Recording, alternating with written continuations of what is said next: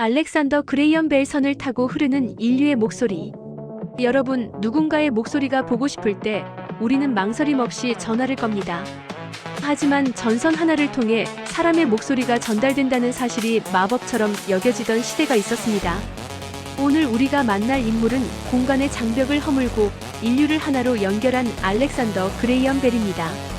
그는 단순히 전화를 발명한 기술자가 아니었습니다. 평생 청각 장애인을 돕는 교육자로 살았던 그는 소리를 시각화하고 전달하려는 따뜻한 노력 끝에 인류의 소통 방식을 영원히 바꿔놓았습니다. 보이지 않는 길을 열어 목소리를 실어나른 거인 벨의 서사를 지금 시작합니다. 1. 소리의 가문 사랑에서 시작된 탐구. 1847년 스코틀랜드에서 태어난 벨의 집안은 대대로 소리와 인연이 깊었습니다. 할아버지와 아버지는 웅변학 전문가였고 어머니와 아내 모두 청각 장애인이었죠. 벨에게 소리를 이해하고 전달하는 것은 학문을 넘어 사랑하는 가족과 소통하기 위한 절실한 과제였습니다. 그는 보스턴에서 청각 장애인 학교를 세우고 소리를 눈으로 볼 수 있게 하는 가시적 언어를 가르쳤습니다. 이 과정에서 그는 전기로 소리의 진동을 보낼 수 있다는 확신을 얻게 됩니다. 전선이 인간의 신경계처럼 소리를 전달할 수만 있다면 그의 상상은 현실이 될 준비를 마쳤습니다. 와트슨 군 이리조모계. 인류 최초의 통화. 1876년 3월 10일 운명의 날이 찾아왔습니다.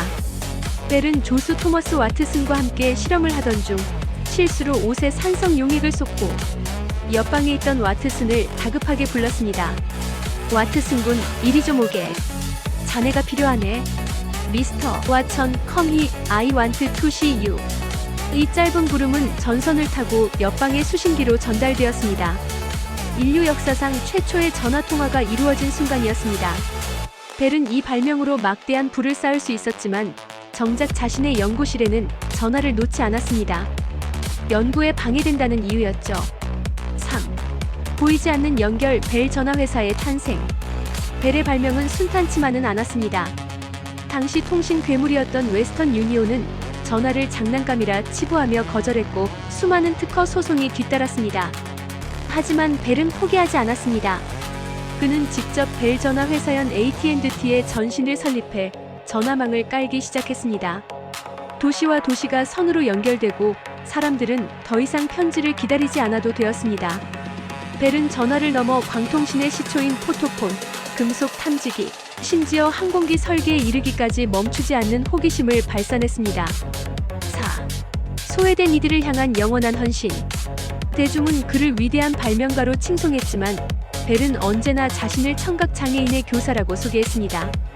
그는 헬렌 켈러의 스승인 설리번 선생님을 소개해준 인물이기도 합니다. 헬렌 켈러는 훗날 벨을 회상하며 나에게 말할 수 있는 희망을 준 분이라고 말했습니다. 그는 전화기로 번 돈의 상당 부분을 청각 장애인 교육과 과학 연구를 지원하는 데 쏟아부었습니다. 기술의 진보가 인간의 소외를 극복하는 데 쓰여야 한다는 그의 신념은 오늘날 기술 복지의 모범이 되었습니다. 5. 침묵으로 기린 거인의 마지막. 1922년 알렉산더 그레이엄 벨이 세상을 떠났을 때 미국과 캐나다의 모든 전화 서비스는 장례식 도중 1분간 중단되었습니다. 수백만 대의 전화기가 일제히 침묵하며 그를 애도했죠. 벨은 우리에게 무엇을 남겼을까요? 그는 한쪽 문이 닫히면 다른 쪽 문이 열린다. 하지만 우리는 닫힌 문만 너무 오래 바라보느라 우리를 위해 열려있는 문을 보지 못한다는 말을 남겼습니다. 거리는 더 이상 장애가 아니다. 목소리에 날개를 달아준 거인 알렉산더 그레이엄 벨의 서사는 여기까지입니다. 구독, 좋아요, 큰 힘이 됩니다.